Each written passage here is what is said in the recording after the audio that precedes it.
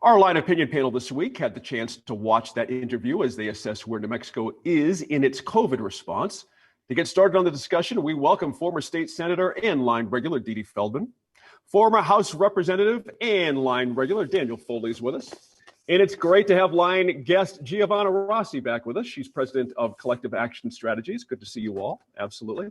Dede, let me start with you. Is it all possible for the governor to bring the state together in its response, or is she always going to be fighting Republicans? Well, yes. Well, it's probably not possible to bring everybody together.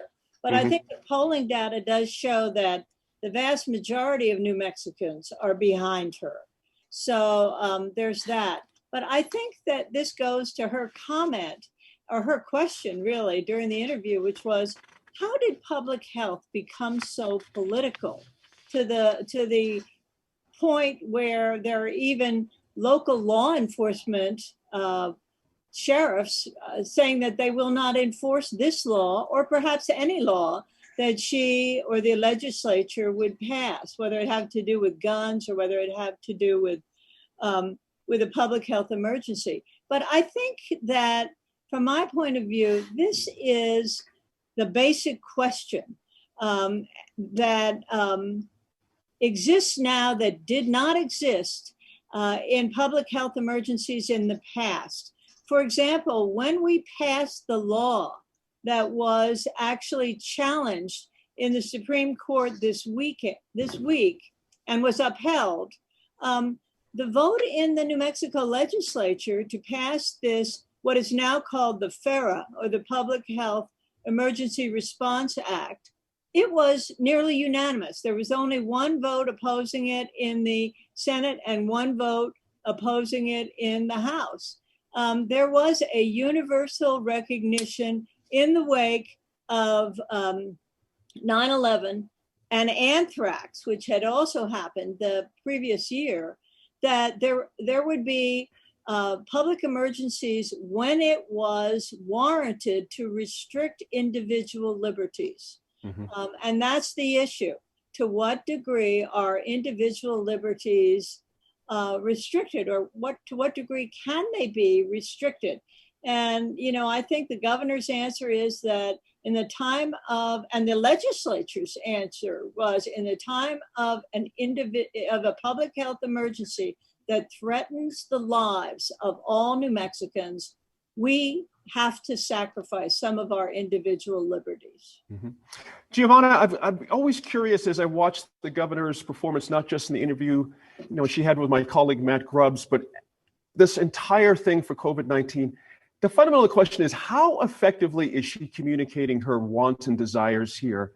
It seems like there's two separate groups here: the folks who can hear her and hear her quite, detailed, and others who cannot hear a word she says, literally. Well, how do we assess how effective she's being in this whole situation? So I think there's a couple of different questions there about communication. And certainly when Matt asked her the question about communication, that was sort of a broader question of, giving people direction on Easter Eve about not having church service. Like, could that have been different?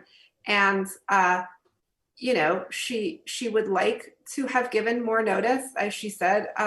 However, we're in an emergency situation. So when you're in an emergency, you often don't get the notice that you would like, And so I think that really, and to your question about communication, I don't think somehow the idea that this is an emergency situation is getting across to some people. And that's in part because it is an emergency that is not super tangible. Unless you are working on the front lines, unless you have COVID yourself, or, now it is touching a lot of people with losing jobs, and then, of course, working parents with what to do about school.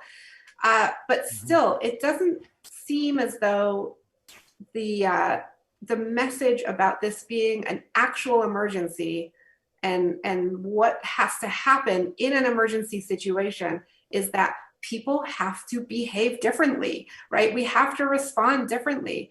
when there's an emergency. So I think that piece is maybe not getting across as much, but I don't think it's because of the way she communicates. I think she communicates pretty directly and pretty well.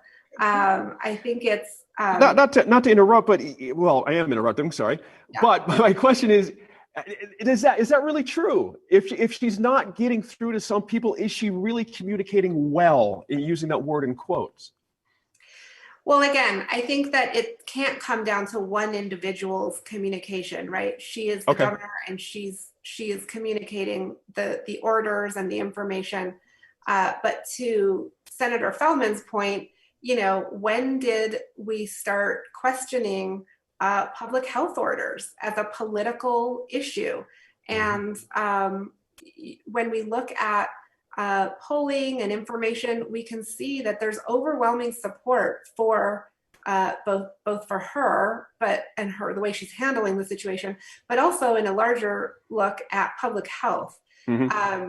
So, I think there's complex issues here, and I don't think we can just say that she's not communicating well.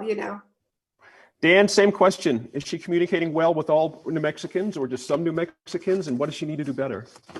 So, I mean, I think, I disagree with Giovanna. I think that it's her job to communicate. I mean, all of this stuff, we've given her the power as the governor to take away certain civil liberties, as Dee Dee pointed out. And I think when you're going to make those decisions, you have to clearly articulate it. I think the breakdown is a multi-process. One is, I think, when everybody gets on here and says they're shocked at how this has become partisan or political, it's been partisan from day one. Whether it was President Trump saying people can't come from China and him being told that he's a racist, to now he didn't do enough, to do we need masks? Shouldn't we be wearing masks?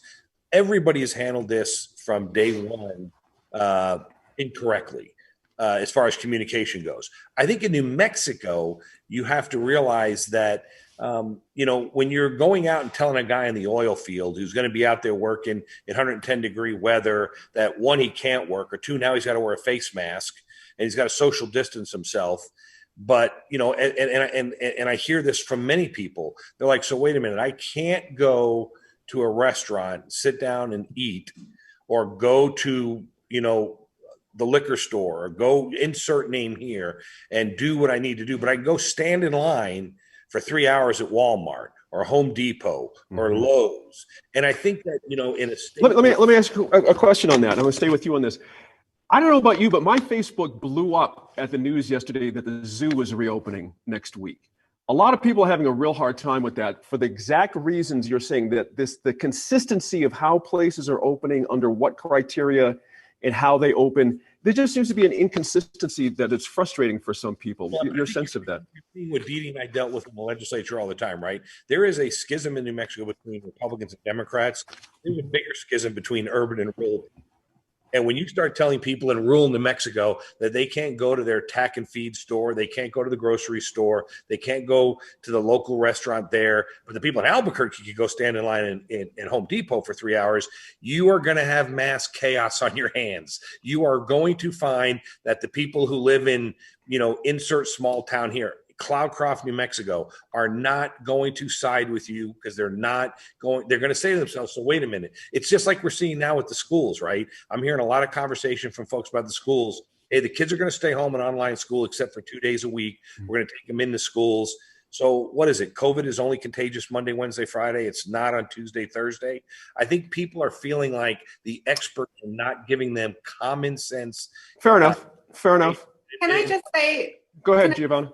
Say that to correct you. I was not saying that that it's not the governor's job to communicate. Of course, it's her job to communicate. What I was saying was that I think she is communicating, and I think that people are not seeing this as an emergency. And further, as she said in the interview, pandemics and emergency situations are not fair.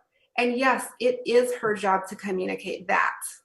And so I feel for, and I think we have to have a lot of compassion for people out in the rural areas, everywhere, all people dealing with real situations.